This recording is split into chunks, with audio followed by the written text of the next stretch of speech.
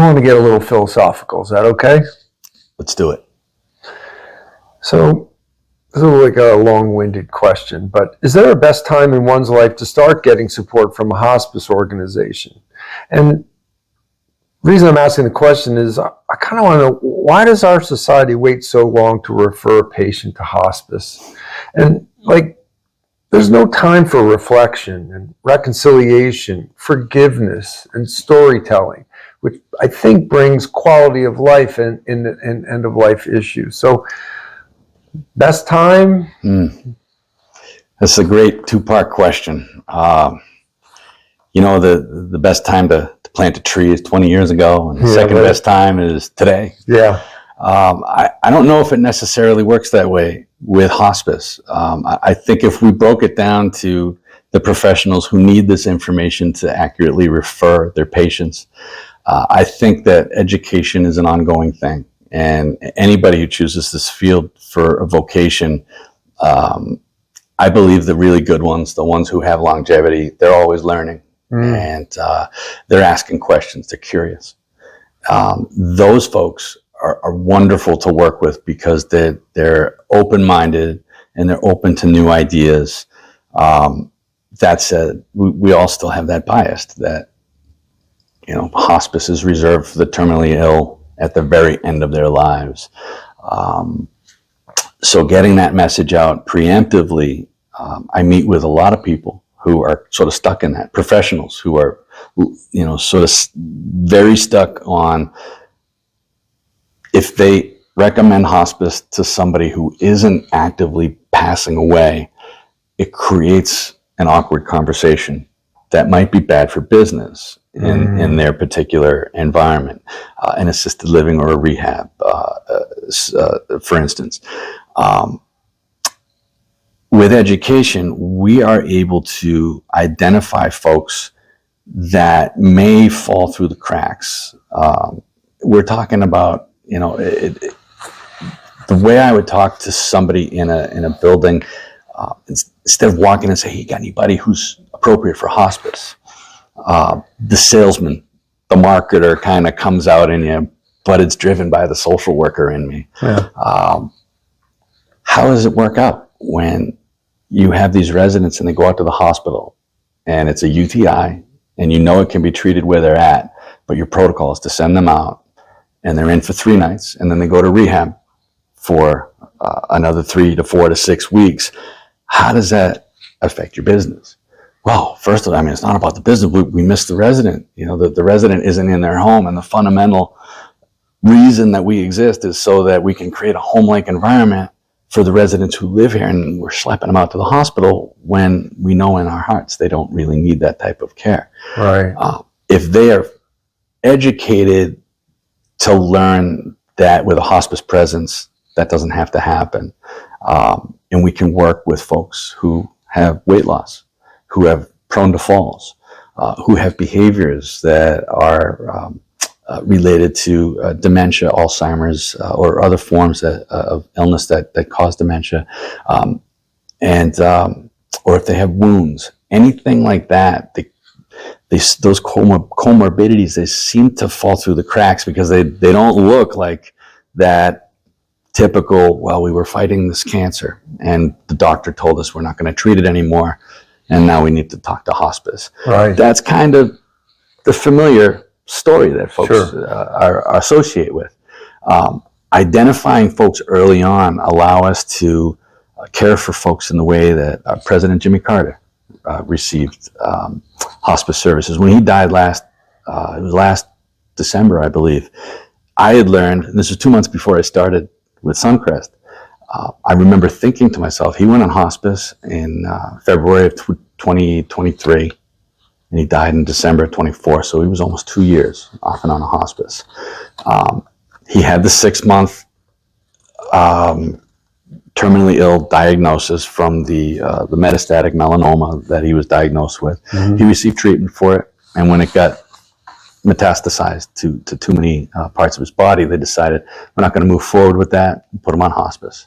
And he began to thrive. Yeah. And of course, it's Jimmy Carter, because it's what else is it's perfect for his. It's a perfect ending to the story that is his life. Yeah. But in those situations, the professionals that I work with, you can't start educating them early on enough, in my opinion. The families, in my opinion, most of them aren't ready to hear that type of language until the situation calls for it. Right. It's really a difficult subject to bring up in a meaningful way out of context. Yeah.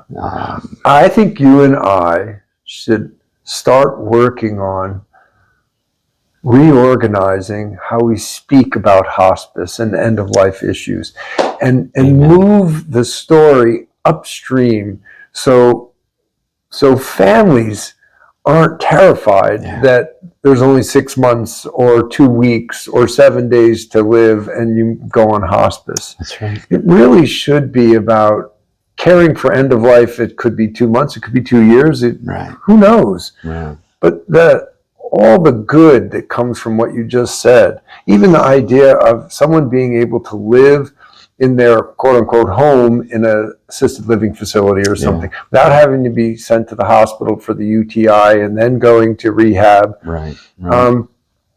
Through hospice, they can stay and be treated in that facility where they're most comfortable and feel safe.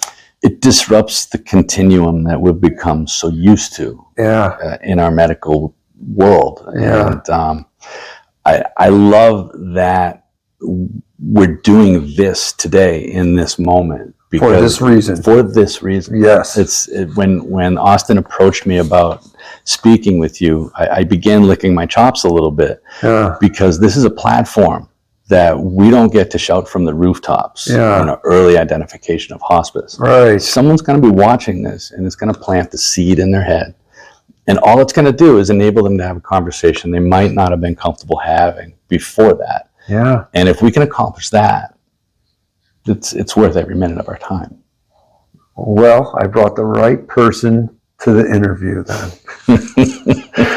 So, do you think there's an opportunity for hospice and funeral service to collaborate in a way that would enhance a patient's end of life?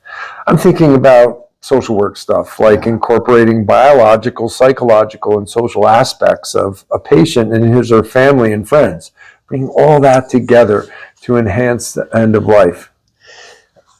Today, 100%. Several years ago, when I sat in a Blue Book meeting with a bunch of colleagues, drinking coffee, listening to everybody's elevator speech, and a fella gets up across the room and starts talking about his funeral home that he's here to market. Yeah. And every head in the room whips over and sees Austin Bremner.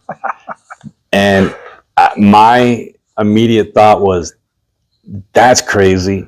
Like, what in the world would a funeral home need to have a marketer for?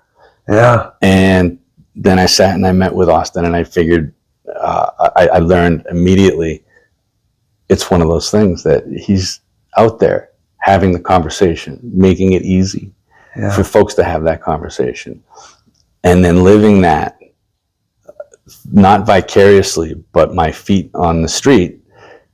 As my wife's mom passed away 2 weeks after COVID started, we're standing in her living room. She died suddenly. This wasn't supposed to happen. And I pulled out my phone and I texted Austin, I need your help, my friend. 6 minutes later, help is on the way. It's not me. It's one of my workers is going to come out. And she came out, and it was the first step that day of making it better. And I immediately thought, if I'm not at that Blue Book meeting, we're still sitting, twiddling our thumbs, trying to figure out what to do next in a COVID time. We all know how that time was. We don't need to revisit it, but in a terrible situation, everything that could have gone right is because we involved ourselves with Bradley Funeral Homes. And thank you. Thank you on two parts. One, that you let us take care of your family, but also that you bring up this idea that maybe we can swim upstream and make it safer and more acceptable to talk about end-of-life issues when people are healthier or at the beginning of a potential cancer diagnosis that could be life-threatening. But why not get your ducks in order? Why not tell stories to your family members? Why not get people together and support each other? I just can't see how that could be, besides being terrifying in a way, but unhelpful or diminishing quality of life. Yeah. It's, I think it's not something that we can just do in one fell swoop. No. I think it's going to be a one brick at a time situation. I think the event that we had here was a big brick in that foundation where I found myself at the dinner table that night talking about the event with my family and then suggesting maybe, hey, you know who I think I might want to give my eulogy? And the whole family's, wow, Billy, what, Dad, what are you talking about? I was like, I know, too much too soon. But if you can get him, Bruce Springsteen would be great at reading my eulogy. Awesome. And point being, if we can normalize it one little tweak at a time, over time, maybe it'll be something that rolls off the tip of our tongue and becomes commonplace. Yeah. Good. Well, rumor has it, and I think anyone can tell from this interview, that you bring a lot of joy to a room. And I've also heard you play mean guitar as well. So can you stay positive in such an emotionally heavy work environment? It's like hospice and end-of-life issues. Do you have strategies to avoid burning out? It's a great question, and it's ongoing. And oftentimes you don't have the answer when you need it. So it takes a lot of self-awareness and preparation for it. Years ago, I started meditating, and you started off slow and you add to it, to a point where, you can comfortably sit in silence. And it's not about sitting in a quiet mind. It's about resetting every time the intrusive thought pops into your head. Yes. And if I can do that effectively every day, I know 3 o'clock this afternoon or 6 o'clock, something's going to come up that's going to challenge me emotionally. And I've already fought that battle because I sat in silence earlier in the day. That's a small example when it goes well in a perfect world. I don't always have the time to do that. Or I'll start in, and 3 minutes in, the phone rings and somebody needs to speak with me, and that's interrupted, but it's still 3 minutes more than I would have had if I hadn't done it. In answer to your question, I think it's essential. I think everybody who does what we do with any degree of stress that exists, and then on the other side of it, we're impacting the lives of others based on the advice we're giving them. I think it's imperative to execute some degree of self-help to keep yourself fresh. Everybody deserves that, the best from you. And everybody defines that differently. Some people go to the gym. I spent my 40s running marathons to get rid of all the plaque that would accumulate in my brain so I wouldn't become burned out or desensitized from things that should still, instill an emotional response. We get older, we can't do those things, as well as we used to. So I turn to more quiet moments, and I am also a musician, and I perform outside of work as a second profession, and I enjoy that immensely. It's not like work to me. It's never been about the money. It's always been about the recharge that my soul feels after having done it. But every chance I get, I try to integrate the guitar and the singing and the songwriting and the storytelling into what I do in my day-to-day job. I already have the platform. I already have the stage.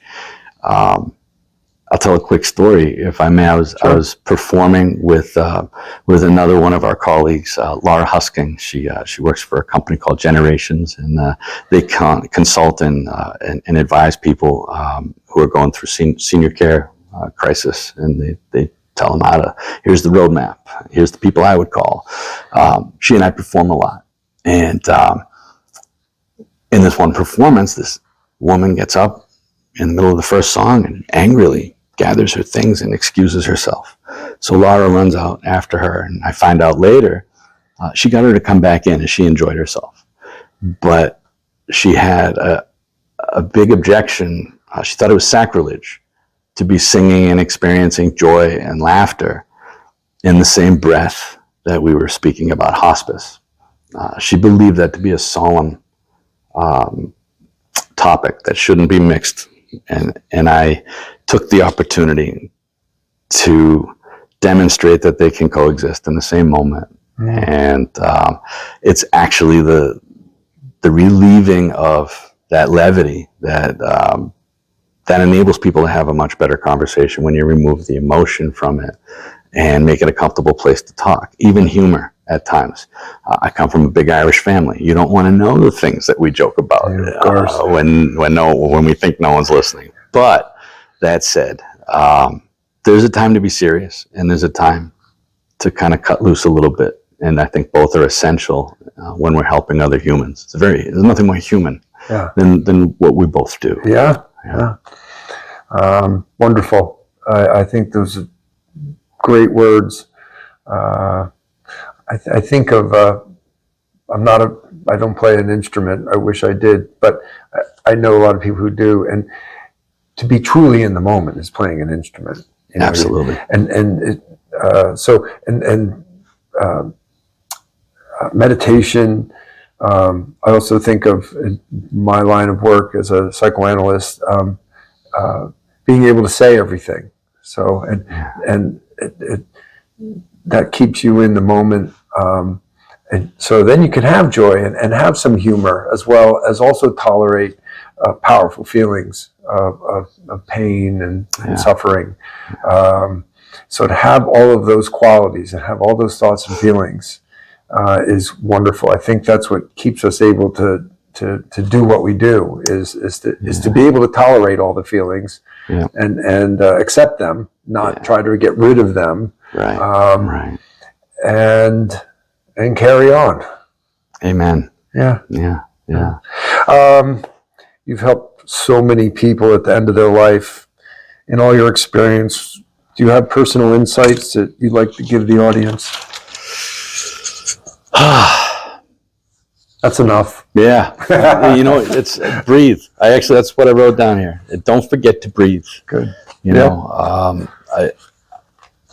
I was torn if I was going to bring up Tom Brady. But I mentioned Bruce Springsteen's name, so I guess they're both going to get it. I love listening to Tom Brady speak because, and he quoted, he said that I got this from Ronald Reagan. He starts every answer with the word "well," and it's a verbal pause. Yeah. It gives the question asker an indication that he heard you and I'm going to answer, but I'm going to take a minute, think about my answer, because I only get one shot at this. Right. And I love the idea of just pausing and taking a breath. It's the advice I probably give most often to the families I'm working with.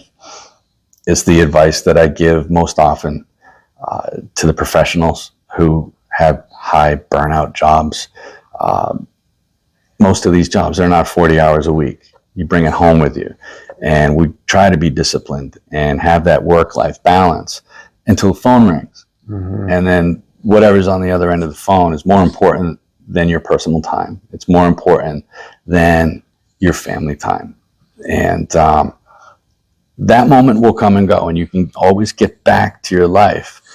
But I try to just manage to remember to breathe. And if I can remember that, the rest falls into place. Mm.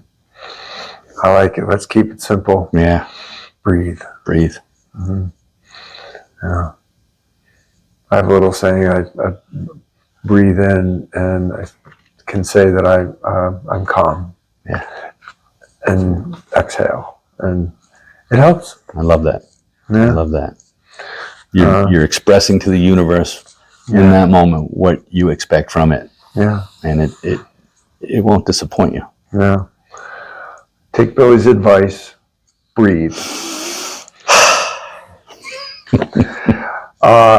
Thank you for bringing the highest quality of life to the dying and their families. I think you do a great job. Thank you very much. Thank you, Scott. I really appreciate being here today. I'm enamored at what you do. Oh, thank you. I would imagine, like, I want to do another one where I get to ask you the questions because I'm awfully curious about, you know, how all that works. And a lot of the same things you asked me, I'm interested in, you know, how do you do it? We will flip the switch one day, and you can ask me all the questions you'd like. I'd love that. Great. We'll do that sometime. Thank you, Scott. All right. Appreciate you being here. I appreciate being here.